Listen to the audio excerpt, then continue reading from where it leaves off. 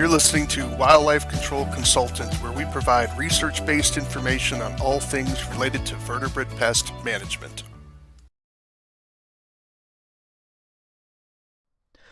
Hi everyone, Stephen Vantassel here, Wildlife Control Consultant, bringing another episode of Wildlife Control Consultant Podcast. Hey, glad to have you on board. I hope your week went well. I am in my training period. In a sense, I'm providing training to various audiences. So I thought I would spend a little time talking about speaking at conferences. So some of you may be interested in doing that. But before I get into all that, wanted to be sure to invite you to subscribe to the channel, ring the bell, and if you want to reach out, talk to me about issues, concerns, suggestions for new topics, perhaps you'd like to be on the show. We love looking for people to interview. You can reach me at wildlifecontrolconsultant@gmail.com, wildlifecontrolconsultant@gmail.com. Well, many people want to get involved with training. Of course, a lot of people have fright when they get before audiences, but many of you don't. But nevertheless, if you're interested in getting into the area of public speaking and training, it is not an easy field to break into. But nevertheless, I thought I would go over some things that you need to think about before you pull the trigger to get into this. It also can have a secondary role for those of you that are conference organizers, particularly if you're in some state associations and you're not quite as familiar with it, you're not a professional conference organizer, things that you need to understand what goes into what is required for someone to be a speaker. Sometimes, like for example, when I'm requested to speak, the person on the other end truly doesn't understand and have an appreciation for some of the information that I need to do the job that they want me to do. And so this will cover some of those elements that need to be made aware of, because, you don't know what you don't know. And there are things that you just have to learn by experience. But of course, training is all about wanting to avoid learning by experience, learning through the experience of others. All right, so why don't we get started here? So you've been invited to speak at a conference. So what are some of the positives of that? Well, the first one, of course, straight away, is the honor and recognition. The reality is it is a major ego boost, without a doubt, to be invited to speak. That means someone out there remembered you, thought of you, probably suggested your name, and they thought you had something to contribute to the wider industry. That is certainly, it's a lot. There are reasons why people get into acting, because you are going to be acting when you're up there. There is a rush of being in front of the public, that where you are the spotlight of attention. Is just nothing you can say about that. There's just very few things like it. If you're saying, well, I hate crowds, then think of the honor you get from your children when they see you come home, for example. That feeling you have when you see them saying, daddy or mommy or whatever the case may be, that rush you feel at that moment is what you get when you're speaking in front of an audience. It is truly an incredible honor to have that from your peers, right? The second, of course, advantage of being invited to a conference is you typically get free access to the conference. And so if it's something that you are wanting to attend anyways, then at least it saves you from the cost of having to pay for admission to it, right? Now, many conferences, of course, are free. But in that case, other conferences, of course, are not. And so being able to get access to hearing other speakers, for example, so it can be not just an opportunity for you to give training, but it's also an opportunity for you to be trained by others. And so you're able to sometimes hear some pretty incredible speakers that are going to be in your field. And that can be helpful, of course, for your own business. You often get a free hotel room, and so that can reduce some of that cost. So rather than paying to get in and paying for hotel rooms. Sometimes they'll even give you that. In other cases, you'll even have something known as an honorarium, and they will give you a speaking fee for being there as well. Not every place is going to get that. Typically, you're going to have to be looking at some of the larger conventions or conferences and state associations. But most people start small. They get invited by their own state association, perhaps, or whatever professional organization you're part of. You typically start there.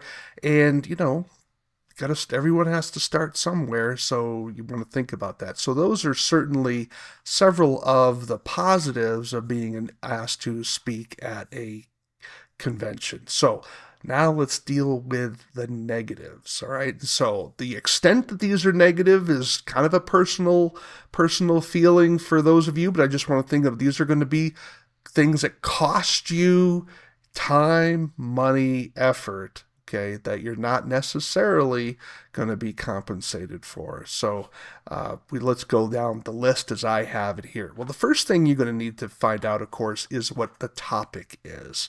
Now, hopefully the conference people are not going to ask you to say, and I have actually been asked this by people that have asked me to speak. They'll say, yeah, we would like you to come and speak, and if you can talk about, raccoons and skunks and pocket gophers, and if you can get that kind of in an hour, that would be great. Well, those of you involved in the wildlife control field, no, that's just simply not. That's not right. That would be the equivalent for those of you in the pest control field for me saying, why don't you come and speak to my conference, and I'd like you to have, cover bed bugs, cockroaches, and termites, and, do that in about an hour. No, you would be laughing right now, right? That's just simply not going to work, right?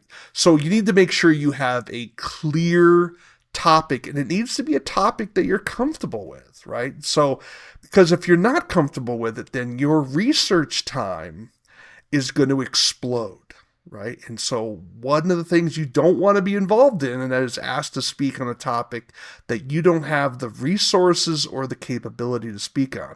See, some people think that speaking at a conference is easy because they're being asked to speak on a topic that they live their lives in, right?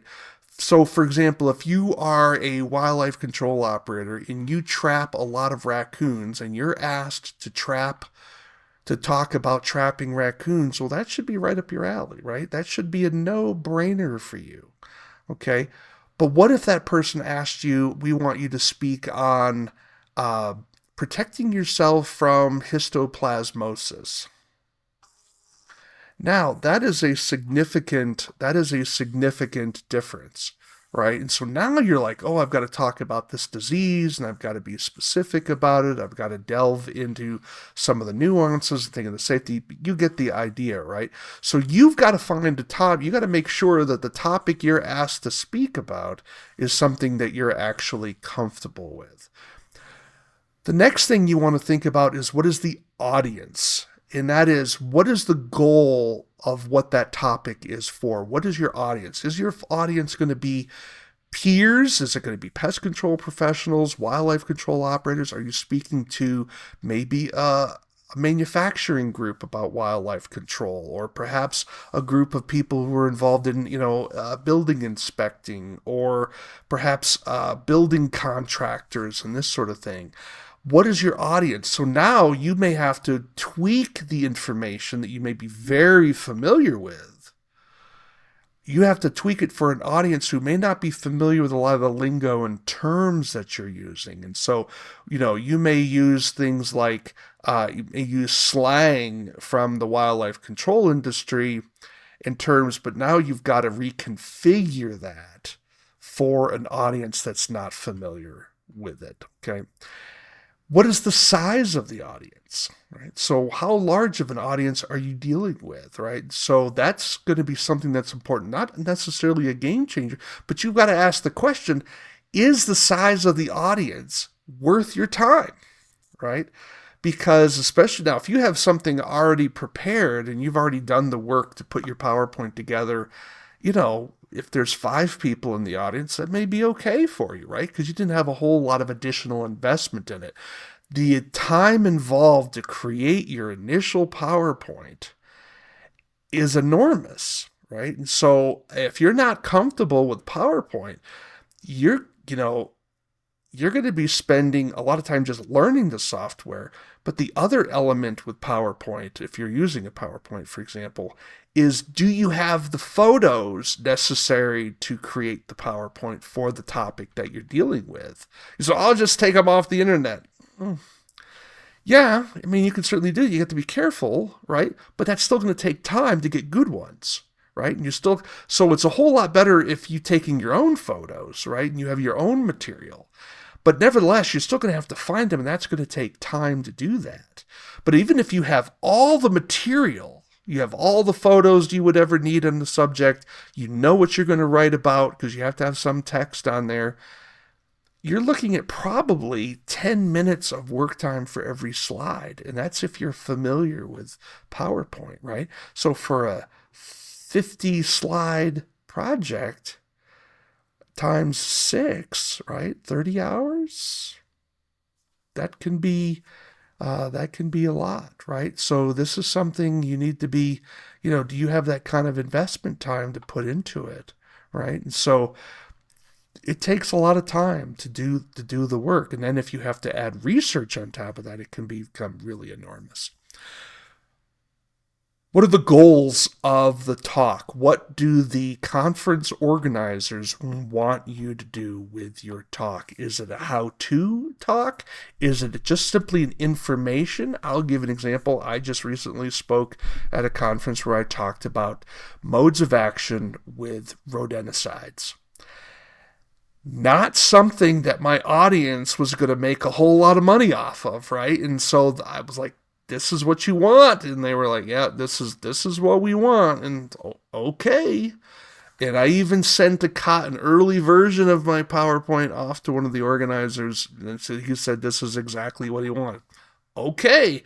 Because sometimes when you're speaking, you're giving them what they need, but it's not what they want. Typically in wildlife control and pest control, the audience only cares about what's going to make me money right now. Now, that's important. I'm not suggesting that learning skills to improve your profitability is not important. It is. But professionals have to sometimes learn things that aren't necessarily going to put money immediately into their pocket. So you've got to be emotionally prepared for an audience that may not be going rah, rah, rah from your presentation. And that's assuming you did well in speaking, right? Because it takes time and practice to become a good speaker, right? A lot of people make their PowerPoints suck, to be quite frank about it. Why? Because there's too much text. And then they read it. Like, oh my God, talk about putting your fingernails down a chalkboard, right? For those of you old enough to remember chalkboards. It's awful, okay, when someone's reading to you off of PowerPoint, right? So not everyone who has a lot of information and good knowledge is necessarily a good speaker, right? You should be knowledgeable, but that doesn't necessarily mean you're going to be a good speaker. So definitely think about it. So is it a how-to presentation? Is it an information session? Are you talking about strategy, something higher level, how to move your business and evaluate your business at a strategic level? Are you talking about tactics? Or speaking of, how would you improve your marketability? Again, that's a how-to, right? But there's tactical things that you can be talking about. So what are the goals that the conference holders want from your particular training? Because sometimes if they're applying for continuing education credits, they've got to be able to check certain boxes. All right, that was the topic area. Now we're getting into the time element. I've already talked about that a little bit, but let's kind of go over that a little bit more. You have to spend time corresponding with the organizers, okay? And that means email, or that means a phone call. Most conference organizers are not going to want to be on the phone with you. They're going to want to be doing things via email, right? Because it's going to be faster for them. Nevertheless, you're going to have to be thinking about, you have to have maybe a picture of yourself. You're going to have a bio made up. So you have to write up a little bio for yourself. You're going to have a little topic for title for your presentation. You're probably going to need to have an outline, and it may need to be a timed outline saying how long each topic is, because if they're applying for continuing education credits, they've got to submit that material. Your bio may need to have some sort of a CV attached to it, depending on different states require different pieces of information. So all this has to be done. And again, you haven't even spoken yet. You haven't even, you have to think about some of this stuff before you say yes, because it's not just you walking up with PowerPoint in hand, putting it into the projector, and let's go. There's a lot of preliminary work that has to be done. You then have to develop your PowerPoint. Now, I've already mentioned about how long it may take you. If it takes you 10 minutes for each slide, and you're doing 50 slides for an hour, right? Because you have to give a little bit of time for questions, and then people tend to talk longer than what they think. It's all out. One of the things that I said when I was at university was, I said, every professor is a closet preacher, right? And they want to preach. And so if you think that ministers are long-winded, go to university and watch them jabber on.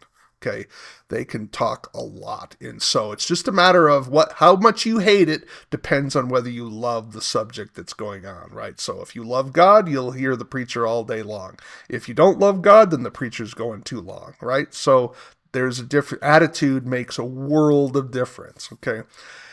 So you have to develop your PowerPoint. How good is your PowerPoint? Now, just as a side note, I will be glad to work with you and help you work on your PowerPoints, right? To make them look a little bit more snazzy, and use some of the principles for education on making quality PowerPoints that have impact with your audience, all right?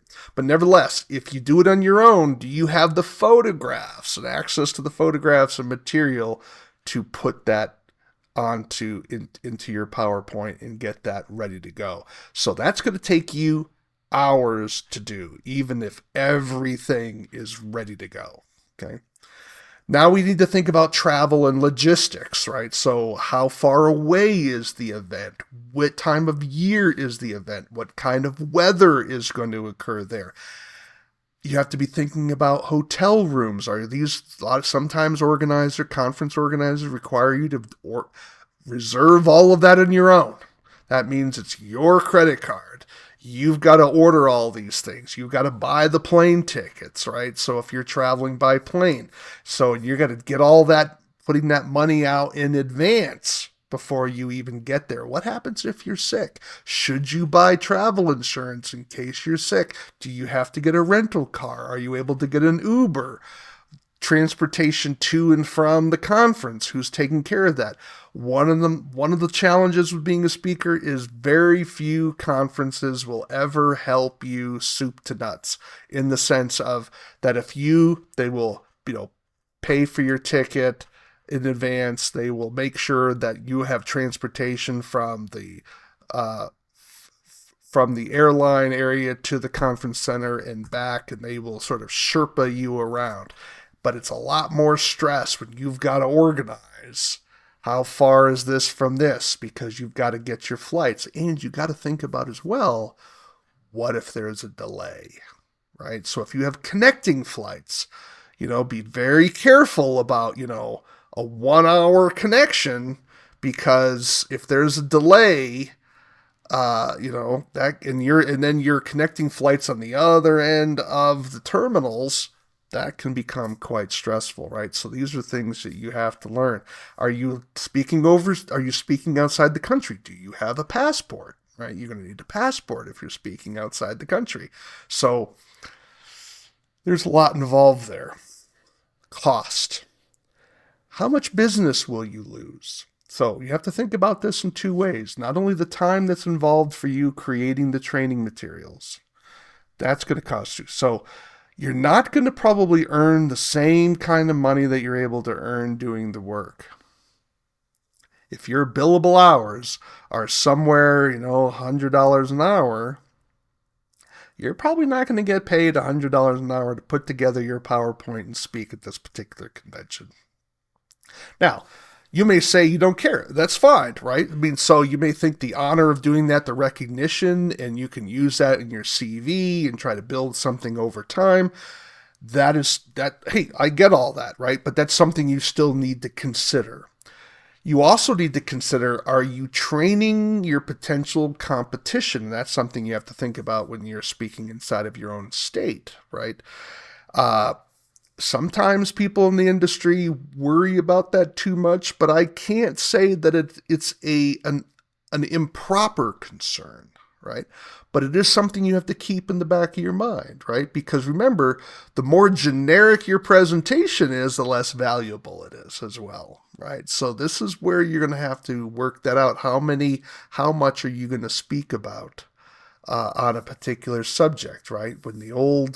I remember there was a franchise company, and they would come and speak at conventions, but the speaker would always make sure he consumed a full amount of time, didn't have time for questions, and he would all generally talk in generic terms, and it really wasn't all that valuable. It's like, oh, we need regulation, which we did, and some very generic information. It was like, well, what is the point of him speaking again? It's not really giving us anything. And part of that was because he had obligations not to give out trade secrets for his franchise, right? So this is something, yeah, I understand that, but then why is he speaking, right? So this is something you have to think about. Those are my opinions. That was my assessment of some of his talks. Never, and it's not that he wasn't knowledgeable. He clearly was. It's just a matter of, well, what are you giving us here? And so you've got to think about that when you're giving your talks. And so how much business will you lose? You got to think about food. Remember, when you're traveling, what kind of food costs are you going to have? You have transportation costs. You need to be thinking about also, lastly, delays in payment. Do you have a W-9? You're going to have to create a W-9. Again, that's more time. So you think you're just going to go up there and speak. If you're doing it for free, well, then you won't need a W-9. But if you're getting any type of an honorarium, chances are they will ask you for a W-9, and you're going to have to submit. You're going to have to submit that. I hope that kind of gives you a little bit of an introduction to the world of speaking at a conference. Again, it is a tremendous honor to be invited to speak at a conference, but there are costs. So when you see someone who's polished and able to speak well in front of an audience, who has a really nice PowerPoint and is really able to sort of wow the crowd, you may think, oh, I'd love to do that. I want you to just understand just how much work is involved just for that brief period of time to speak before that audience. It's not as easy as it all looks, and it does take time to do it well. And those of you that are conference organizers, these are things that definitely think about on your end, so that the more things you can put out initially. One of the challenges that I have is sometimes when I'm asked to speak, I call it the step and fetch, where the person will say, we need a title. Okay, and you give them a title. And then they'll say, oh, well, we need a photo. And then you have to send them a photo. And so it's just step and fetch. It's because they weren't either organized enough to know that they could give you a list, and so you could send it all to them at once. I've gotten into the habit now where I preload things. And so if they request one thing, I send them more than what they asked for, trying to reduce the need to keep doing the step and fetch, because I get a ton of emails, right? And so I'm trying to front load it so I can knock that off the list. So things to think about in terms of speaking. Definitely, if you need help with your PowerPoints, I'd be glad to talk to you about doing that for you and working in that regard. Of course, you can visit my website, Wildlife Control Consultant. .com for some of the resources that we have available there. You can reach out to me, of course, through my email at wildlifecontrolconsultant@gmail.com, wildlifecontrolconsultant@gmail.com. You've been listening to the Wildlife Control Consultant podcast, where we deal with all things technical related to the wildlife control industry, and where we try to provide technical information for people involved in this particular field, things that are out of the ordinary, that are unusual. And of course, today we've been talking about speaking at conferences and what is involved in doing that. Hope you found that helpful. Till next time, I hope you all take care. This is the disclaimer for Wildlife Control Consultant Podcast. Vertebrate pest control is an inherently dangerous activity involving risk of bodily injury to you, others, and or property. Vertebrate pest control also involves legal issues, so be sure to always follow national, state, provincial, and local laws when using pesticides and or other control methods when controlling pests. Wildlife Control Consultant LLC, Stephen M. Vantassel, or their affiliates are not responsible for your use of the information provided here. Always consult a qualified and appropriate professional before employing the information provided here.